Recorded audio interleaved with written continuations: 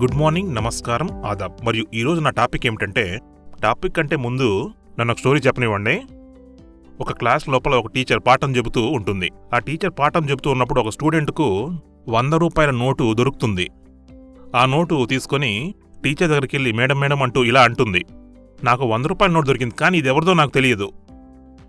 అప్పుడు ఆ మేడం చాలా సంతోషిస్తుంది. మరియు ఆమె అంటుంది, ఈ స్టూడెంట్ ఎంత నిజాయితీపరురాలు అని. ఇది నిజాయితీకి ఒక చక్కటి ఉదాహరణ.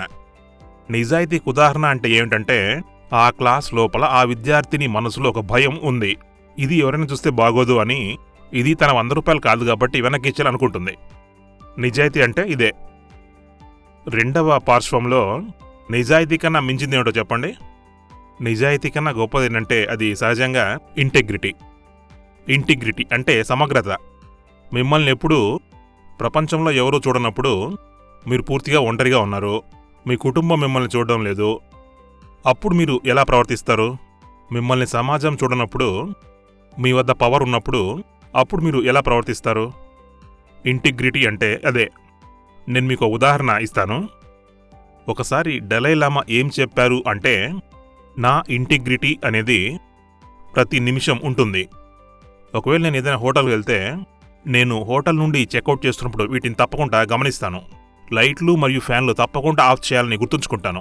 నేను పడుకున్న బెడ్ కూడా బాగా సరిచేసి వస్తాను. నేను వాడిన టాయిలెట్ విషయం కూడా అది మురికిగా లేకుండా చూసుకుంటాను. అదే నా సమగ్రత. కానీ కొంతమంది ఇంకో విధంగా చేస్తూ ఉంటారు. వాళ్ళు హోటల్ను మిస్యూజ్ చేస్తారు. ఒకవేళ మన పాదరక్షలు శుభ్రంగా లేకుంటే వాటిని టవల్లతో లేదా కర్టన్లతో శుభ్రం చేస్తాము. టాయిలెట్ ఒకవేళ మురిగ్గా ఉంటే దాన్ని మురిగ్గానే వదిలేస్తూ ఉంటారు. దాన్ని సరిగ్గా ఫ్లష్ చేయరు మరియు దాన్ని శుభ్రంగా కూడా ఉంచరు. అక్కడి నుండి టవల్ కూడా తీసుకొచ్చేస్తారు, ఎందుకంటే ఎవరు చూడట్లేదు కదా. నిజాయితీగా చెప్పాలంటే ఇటువంటి విషయాలు మన వ్యక్తిత్వంపై ప్రభావాన్ని చూపిస్తాయి, వ్యక్తిత్వంపై ప్రభావం చూపుతాయి. ఇటువంటి విషయాలు మన వ్యక్తిత్వాన్ని ఏదో ఒక విధంగా ప్రభావితం చేస్తూ ఉంటాయి. మనకు తెలుస్తూనే ఉంటుంది. మనం ఎక్కడికి వచ్చామో తెలుస్తుంది. 1%, 2%, 3%, 4%, 5%. ఇది నిజంగా మన వ్యక్తిత్వాన్ని పూర్తిగా మార్చేస్తుంది. రెండో వైపు మీకు ఇంటిగ్రిటీ బాగా ఉంటే, నేను తప్పక చెప్పగలను, ఆకాశమే మీ హద్దు. టైం పడుతుంది, కానీ ఆకాశమే మీ హద్దు. ఎందుకంటే నేను మీకు నిజం చెప్పాలి అంటే, హీరో అనేవాడు తప్పనిసరిగా విలన్పై గెలుస్తాడు. హీరో ఎప్పుడు గొప్పగానే నివసిస్తూ ఉంటాడు. అతన్ని అందరూ అనుసరిస్తారు మరియు అతను ప్రఖ్యాతి చెందుతాడు. మరియు విలన్ను అందరూ తిడుతూనే ఉంటారు. ఇటువంటి కథలు మనం రోజు ఎన్నో వింటూ ఉంటాము. రాముడెప్పుడు రావణుడిపై గెలుస్తూనే ఉంటాడు. ఆదర్శంగా ఉండడం మరియు సమగ్రత ఇవి చాలా ముఖ్యమైనవి. నేను చెబుతాను మీ పాయింట్ ఆఫ్ వ్యూలో ఇవి ఎందుకు చాలా అవసరమైనవి. ఉదాహరణకు, ఒకవేళ మ్యాన్కైండ్కు CEO కావాల్సి వస్తే CEO లేదా మేనేజింగ్ డైరెక్టర్.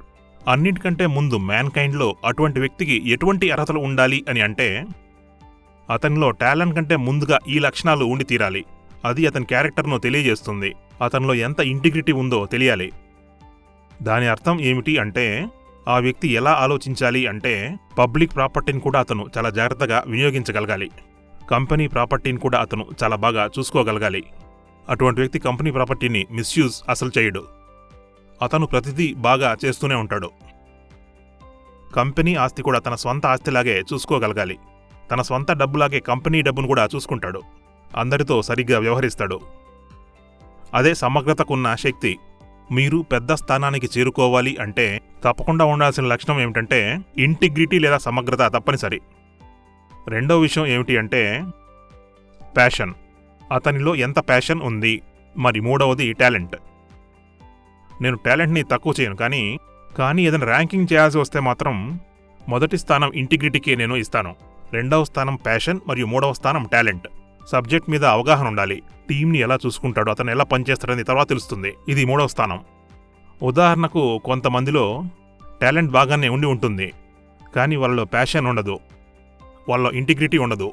అతను టాప్ పొజిషన్కి వెళ్ళగలడా? వెళ్ళలేడు.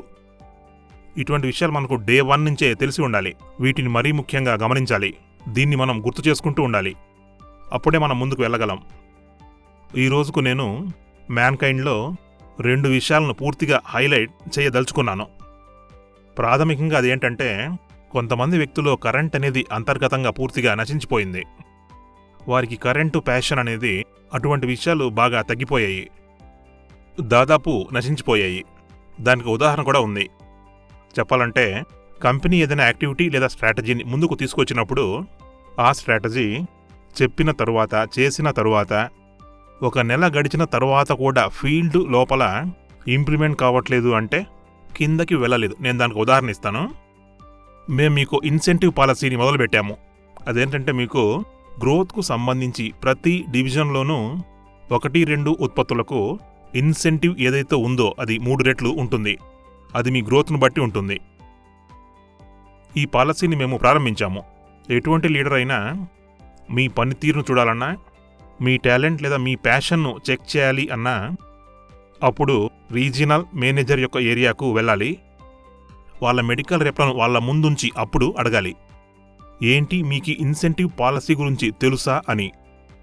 ఒకవేళ మెడికల్ రెప్లకు ఆ విషయం తెలియదు అని మీకు అనిపిస్తే 50-60% మందికి తెలియదు అంటే దాని అర్థం ఏమిటి? ఆ టీము లోపల కరెంటు ఏమీ లేదు. కానీ ఆ టీంకు కరెంట్ ఇచ్చేది ఎవరు? దాని ట్రాన్స్ఫార్మర్ ఎవరు? వాళ్ళ regional manager. Regional manager transformer ఎవరు? అతని కరెంటు ఎక్కడి నుంచి వస్తుంది? అది అతనికి తన జెడ్ఎం నుండి వస్తుంది. అందుకుముందు నేషనల్ సేల్స్ మేనేజర్ ఉంటాడు. వారికన్నా పైన హెడ్ ఆఫీస్ ఉంటుంది. ఎక్కడో ఒక చోట, కొన్ని చోట మ్యాన్కైండ్లో ఇది బాగా లోపిస్తోంది. అది చాలా ప్రదేశాల్లో. హెడ్ క్వార్టర్స్లో గురించి కూడా నేను ప్రత్యేకంగా చెప్పదలుచుకున్నాను. ఎక్కడైతే ప్రొడక్టివిటీ 10 లక్షలు ఉండొచ్చు, లేదా 15 లక్షలు ఉండవచ్చు, 8 లక్షలు కూడా ఉండవచ్చు, వాళ్ళు చాలా సంతోషంగా సంతృప్తిగా ఉన్నట్లు ఉన్నారు. ఎందుకు అంటే ఈ సంతృప్తి విషయాన్ని మెడికల్ రెప్లకు ఎప్పుడు చెప్పను. వాళ్ళ పైన కూర్చున్న రీజనల్ మేనేజర్కు చెబుతాను, జోనల్ మేనేజర్కు, వాళ్ళ సీనియర్ హెడ్కు చెబుతాను. వారికి అంతర్గతంగా సంతృప్తి మరియు కరెంట్ అనే పదార్థాలు, కరెంటు నశించిపోయింది, సంతృప్తి ఎక్కువైపోయింది. ఇదే మనం ఇప్పుడు ఎదుర్కొంటూ ఉన్న అతిపెద్ద సమస్య. ఆలోచించండి, ఇంత ఆకర్షణీయమైన ఇన్సెంటివ్ పాలసీ ఉన్నా మెడికల్ రెప్లకు తెలియనే తెలియదు. దీని అర్థం ఏంటంటే ఏదో విధంగా సీనియర్ల నుండి జూనియర్లకు అంతర్గతంగా ఆ కరెంటు ప్రవహించడం లేదు. ఇటువంటి లీడర్లు మ్యాన్కైండ్లో మనుగడ సాధించగలరని మీరు అనుకుంటూ ఉన్నారా? ఇప్పుడు గానీ లేదా తరువాతైనా వారు ఏదో ఒక చోట తమ ప్రతిష్టను తప్పనిసరిగా కోల్పోతారు. వాళ్ళ పేరు చెడిపోతుంది, మరియు ఒకరోజు వాళ్ళ జాబ్ కూడా పోతుంది. అది తప్పదు. ఇది జరిగి తీరుతుంది.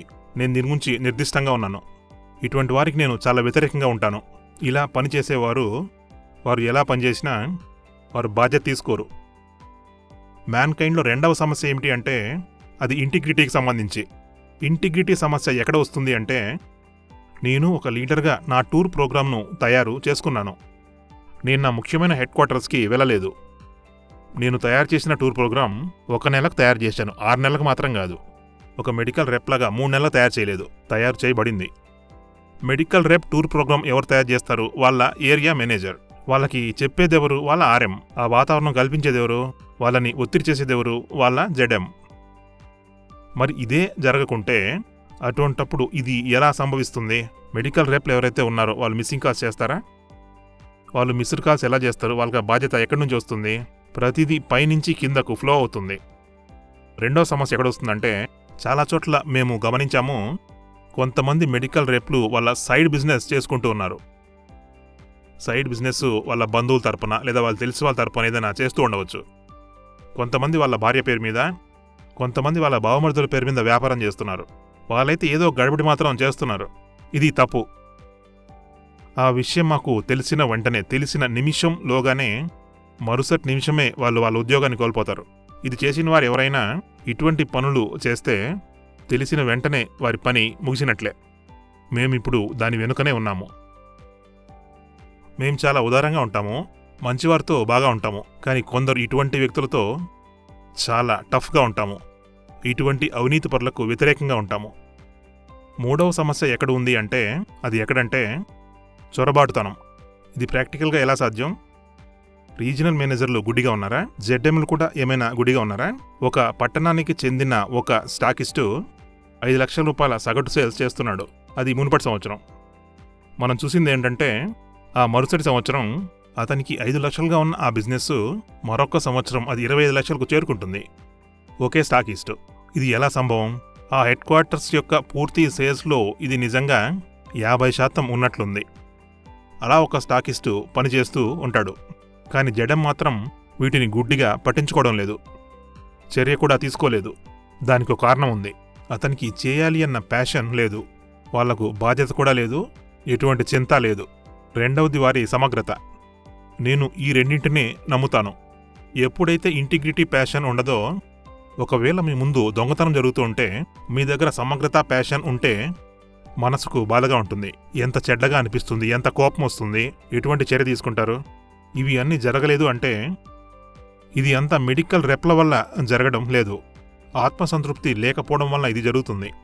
మరియు ప్యాషన్ లేకపోవడం, టాప్ లీడర్షిప్లో ఇంటిగ్రిటీ లేకపోవడం వల్ల కూడా జరుగుతుంది. సార్, దయచేసి అర్థం చేసుకోండి, ఇటువంటి విషయాలు ఎవరి దగ్గరైనా మేము గమనిస్తే వారికి మాత్రం జీవితంలో చెడ్డ రోజులు వచ్చినట్లే. మ్యాన్కైండ్లో ఇది తప్పనిసరిగా జరుగుతుంది. ఈ రెండు విషయాల మీద మాత్రం మేము ఎక్కువగా దృష్టి కేంద్రీకరిస్తూ ఉన్నాము.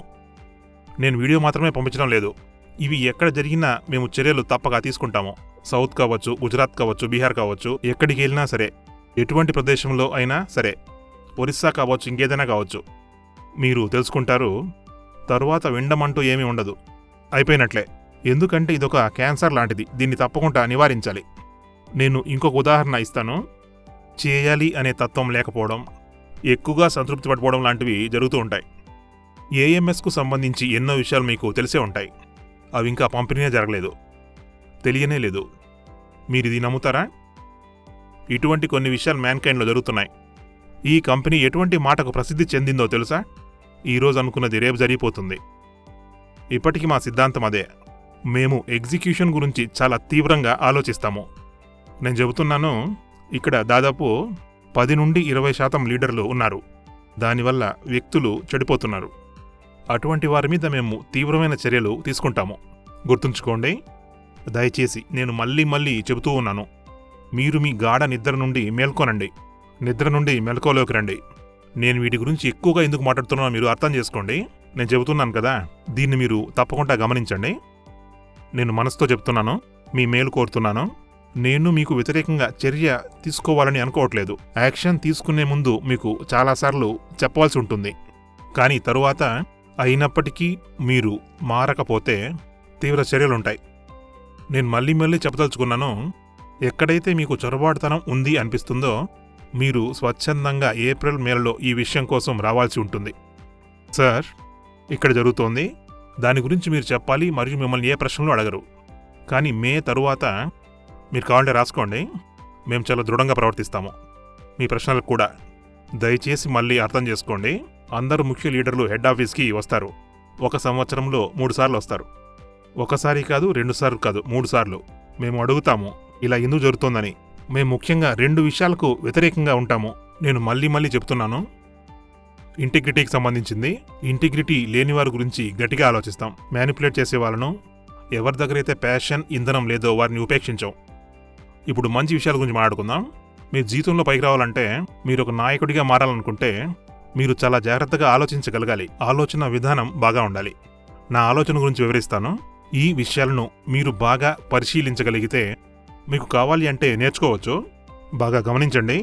నా ఆలోచన విధానం ఏమిటంటే, నా ఆలోచనలు ఇలా ఉంటాయి: 5, 10 మరియు 20. దీని అర్థం ఏంటంటే, నాకు అతి దగ్గరగా ఉండే 5 వ్యక్తులు ఎవరు, ఎవరైతే నాకు అతి సమీపంగా అందుబాటులో ఉంటారో, ఎవరైతే అతి ముఖ్యమైన వారో వారు నా క్రింద ఉంటారు. నా 50% సమయం వారితో మాట్లాడడం కోసం వెచ్చిస్తాను. వారిని కలుస్తుంటాను. నేను వారిని గమనిస్తూ ఉంటాను, పరిశీలిస్తూ ఉంటాను. వారు ఎలా ప్రవర్తిస్తున్నారు, వారు ఎలా మాట్లాడుతున్నారు, వారు ఏం చేస్తున్నారు. నేను ఎల్లప్పుడూ వారి గురించి ఆలోచిస్తాను. ఎప్పుడు వారి గురించే ఆలోచిస్తుంటాను. 10 అంటే ఆ 5 కింద ఎవరైతే ఉంటారో వారి గురించి, వారి మీద నా 30% సమయాన్ని వెచ్చిస్తాను. మరియు చివరి 20% సమయాన్ని కింది 20 మంది మీద వెచ్చిస్తాను. అది ఎలా జరుగుతుంది? ఉదాహరణకు, నేను సంజయ్కి ఏదైనా చెప్పాను అనుకోండి, సరేనా? దాని ఉద్దేశం నేను వివరిస్తాను. ఆ తర్వాత నేను చెక్ చేస్తూ ఉంటాను. వాళ్ళు 1 నెల తర్వాత, 2 నెలల తర్వాత ఫీల్డ్లో మాట్లాడుతున్నారో లేదో గమనిస్తాను. నేను మీకు అదే చెప్తున్నాను. నేనెప్పుడు గమనిస్తూ ఉంటాను, వీరు ఎక్కువ ఇంటిగ్రిటీ లేదా సమగ్రతను కలిగి ఉంటారు. ఈ వ్యక్తులందరూ పూర్తి ప్యాషన్ను కలిగి ఉంటారు. వాళ్ళ ప్యాషన్ లేదా ఇంటిగ్రిటీని తనిఖీ చేయవచ్చు. వారిని గమనిస్తే మీరు తప్పక ఇంప్రెస్ అవుతారు. ఈ విషయాన్ని మీరు తప్పక దృష్టిలో ఉంచుకోవాలి. ఒకవేళ మీరు ఉన్నత స్థానానికి చేరుకోవాలి అనుకుంటే వారు వారి వారసుల కోసం ఎప్పుడూ వెతుకుతూనే ఉంటారు మరియు ఇది నిజం. సంజయ్ యొక్క వారసుడెవరో గమనించవచ్చు. ఆతిష్ యొక్క వారసుడెవరో గమనించవచ్చు. ఆతిష్ యొక్క వారసుడికి కూడా అతని వారసుడెవరో గమనించవచ్చు. మేమెప్పుడు అలాగే ఆలోచిస్తాము. సో మీరు పైకి రావాలి అంటే, ముందుకు వెళ్ళాలంటే, భవిష్యత్తు కావాలంటే మీరు ఈ విధంగా తప్పక ఆలోచించగలగాలి. లోపల ఎంత ప్యాషన్ ఉందో తెలుసుకోగలగాలి. పని చేయాలనే తపన ఉండాలి మరియు నిజాయితీగా ఉండాలి. ఎక్కడైతే నేను మ్యానిపులేషన్ను గమనిస్తానో అక్కడ నా చర్యలు తీవ్రంగా ఉంటాయి మరియు ముగించేస్తాను. ఈ విషయాలు చాలా ముఖ్యమైనవి. నేను మీకు కొన్ని ఉదాహరణలు ఇస్తాను. నేను మీకు ఇంటిగ్రిటీ మరియు ప్యాషన్ల గురించి ఒక ఉదాహరణను ఇస్తాను. మీ వద్దకు ఒక కుర్రాడు వస్తాడు. అతని డీటెయిలింగ్ చాలా బాగుంటుంది, ఇంప్రెసివ్గా ఉంటాడు మరియు ప్రొడక్ట్పై నాలెడ్జ్ కలిగి ఉంటాడు. అతని కాల్స్ గమనిస్తే అవి కూడా బాగానే ఉంటాయి. మిస్సింగ్ కాల్స్ కూడా ఏమీ ఉండవు. ఈ అన్ని విషయాలను చూసిన తర్వాత అతని గ్రోత్ను గమనిస్తే అది మైనస్లో ఉంటుంది. అతను 3 సంవత్సరాల నుండి పనిచేస్తున్నాడు. అతని ప్రొడక్టివిటీ 8 లక్షలుగా ఉంది మరియు 10% నెగిటివ్ గ్రోత్ ఉంటుంది. ఏం జరిగిందో అడిగితే అతను 10 కారణాలు చెప్తాడు. నా ప్రశ్న ఏమిటి అంటే, అతని డీటెయిలింగ్ అంత బాగున్నప్పుడు, కాల్స్ అన్నీ బాగా చేస్తున్నప్పుడు సేల్స్ ఎందుకు రావట్లేదు? అంటే అతను కేవలం మీ ముందు నిలబడి ఉన్నాడు. అతను కేవలం మీకు చూపిస్తున్నాడు. మీకు టాలెంట్ ఉండి తెలివి కూడా ఉన్నప్పుడు, మీలో ఇంటిగ్రిటీ ఉన్నప్పుడు, మీ వద్ద ప్యాషన్ ఉంది, మరి ఈ 3 మీ వద్ద ఉన్నప్పుడు అతన్ని గమనిస్తే మీకు వెంటనే అర్థమవుతుంది అతను అబద్ధం చెబుతున్నాడు అని. అతను నటిస్తున్నాడు. ఒక విధంగా మ్యాన్కైండ్ యొక్క పాలసీల్లో టార్గెట్ లేదు అనుకుంటే కొంతమంది అసలు బాధ్యతే తీసుకోవట్లేదు. అది మంచిది కాదు. ఏ వ్యక్తి అయినా 3 సంవత్సరాలు పైగా సేల్స్లో పనిచేస్తూ ఉన్నప్పుడు నేను చెప్పదలుచుకుంది ఏమిటి అంటే, ఒక త్రైమాసికం 1 నెలకు సరిసమానం అవుతుంది. సరేనా? అంటే నేను అతని 12 త్రైమాసిక గణాంకాలను పరిశీలిస్తే అది 3 సంవత్సరాలు అవుతుంది. 3 సంవత్సరాల సీక్వెన్స్ గమనిస్తే, ప్రొడక్ట్ వైజ్, సేల్స్ వైజ్ మరియు స్టాకిస్ట్ వైజ్ గమనిస్తే అతని పనితీరు గణాంకాలు ఇట్టే తెలిసిపోతాయి. ఈ పద్ధతినే పాటిస్తోంది డేటా అనలిస్ట్ డిపార్ట్మెంట్. వీటినే తనిఖీ చేస్తుంది. మరి మిమ్మల్ని అడుగుతున్నాను, ZM sir, national sales manager సాబ్, ఆర్ఎం సాబ్, మీరు ఎక్కడున్నారు? ప్రతి ఒక్కరూ పైకి రావాలనే కోరుకుంటారు. మా సంకల్పం ఏమిటి అంటే, మా యొక్క మిడిల్ మేనేజ్మెంట్ బాగా ఎదగాలి మరియు బాగా తయారవ్వాలి. ఆర్ఎంలు, జెడ్ఎంలు నిలదొక్కోవాలి. కాబట్టి భవిష్యత్తులో వారు మా వారసులు అవుతారు. ఇది నిజం. ఒకవేళ అలా జరగకపోతే మీరే చెప్పండి, ఇది సరైనదా? ఇది జరుగుతుందా? కంపెనీల్లో అన్నీ ఉన్నాయి, కానీ గ్రోత్ మాత్రం లేదంటే మైండ్ సెట్ ఎలా ఉన్నట్లు? సార్, గ్రోత్ కొంత శాతం ఉందంటే ఎలా? అది సంభవమే కదా. ఐపీఎం కన్నా 2 గ్రోత్ ఎందుకు రాదు? ఏమి తక్కువ ఉంది? ఇదే మీకు నా ప్రశ్న. నేను ఇంకొక ఆసక్తికర విషయాన్ని మీతో పంచుకోవాలి. మీరు జీవితంలో పైకి రావాలి అనుకుంటే మీరు ఒక చెట్టును ప్రేరణగా తీసుకోవాలి. ఇది నిజం. చెట్టు ఒకే సమయంలో 2 విధాలుగా ఎదుగుతుంది. 2 విధాలుగా చెట్టు పైకి ఎదుగుతూనే ఉంటుంది. చెట్టు పైకి మాత్రమే వృద్ధి చెందడమే కాదు, కిందకి కూడా విస్తరిస్తుంది. మీరు ఏ చెట్టును చూసినా కూడా దృఢమైన చెట్టు, దాని కొమ్మలు కిందకు విస్తరిస్తాయి మరియు పైకి ఎత్తుగా ఎదుగుతుంది. దాని అర్థం ఏంటంటే, మీలో ఎప్పటికైనా ఒక రకమైన విషయం దాగి ఉండాలి, ఒక రకమైన విలువ కలిగి ఉండాలి. జీవితంలో స్థిరత్వం అవసరం. మెదడులో విషయం లేకుంటే స్థిరత్వం ఉండదు. అటువంటి విలువైన విషయం మెదడులో ఉండాలి. మిమ్మల్ని మీరు తనిఖీ చేసుకోవాల్సి ఉంటుంది. మిమ్మల్ని మీరు శోధించుకొని సమగ్రత గురించి ఆలోచించాలి. నేను వస్తువులను సరిగ్గా చూసుకోవాలి. నాకున్న పవర్ను సరి అయిన విధంగా వ్యక్తులకు అనుగుణంగా వినియోగించాలి. నేను పవర్ను మిస్యూజ్ చేయట్లేదు. నేను ఎవరితోనైనా కఠినంగా ఉన్నానా? నేను వ్యక్తులకు గౌరవం ఇస్తున్నానా లేదా? నేను పరస్పర గౌరవాన్ని ఇచ్చిపుచ్చుకుంటున్నానా? అవునా? నేను ప్రేమను వ్యక్తీకరిస్తున్నానా? ఇది ఒకటి. అదే సమయంలో నేను ఉద్వేగభరితంగా ఉంటాను. అప్పటికప్పుడు వేగంగా పని చేయాలని ప్రయత్నిస్తుంటాను. నాలో ఒక టాలెంట్ కూడా ఉంది మరియు నాకు అర్థమవుతుంది వ్యక్తులు ఎలా పనిచేస్తున్నారు అని. నేను చెబుతూ ఉన్నాను, మ్యాన్కైండ్ ఒక అద్భుతమైన కంపెనీ. అది నిజం. మ్యాన్కైండ్లో ఎటువంటి స్థానాన్నైనా మీరు చేరుకోవచ్చు. మేము మా ఉద్యోగుల గురించి బాగా ఆలోచిస్తాము. ప్రతిదీ వ్యక్తుల నుంచే ప్రారంభిస్తాము. నేను మీకు ఎన్నో విషయాలు చెబుతూ ఉంటాను మరియు వీడియోలు పంపిస్తూ ఉంటాను. వేటి గురించి చెబుతాను? సేల్స్ గురించా? కాదు, మీ వృద్ధి గురించే చెబుతాను. మీకు ఒక కొత్త ఆలోచన ఇవ్వడానికి ప్రయత్నిస్తుంటాను. ఈ ఆలోచన మీకు అంతర్గతంగా రావడం చాలా ముఖ్యం. మంచి ఆలోచన లేకుంటే మనము ఎదగలేము. దీంతో నేను మీకు all the best, good luck చెబుతున్నాను. దయచేసి మిమ్మల్ని మీరు ప్రశ్నించుకోండి. నాలో అంతర్గతంగా ఎంత ఇంటిగ్రిటీ ఉంది, ఎంత ప్యాషన్ ఉంది, ఎంత టాలెంట్ ఉంది, ఇటువంటి ప్రశ్నలతో మీరు పైకి వస్తారు. మీరే కాదు, మీ కుటుంబం కూడా ఆశిస్తుంది మీ భవిష్యత్తు చాలా బాగా ఉండాలి అని. దానికోసం మీరు బాగా పని చేయాల్సి ఉంటుంది. ఆల్ ద బెస్ట్ మరియు అభినందనలు. మీకు మంచి కాలం రావాలనుకుంటూ ధన్యవాదాలు.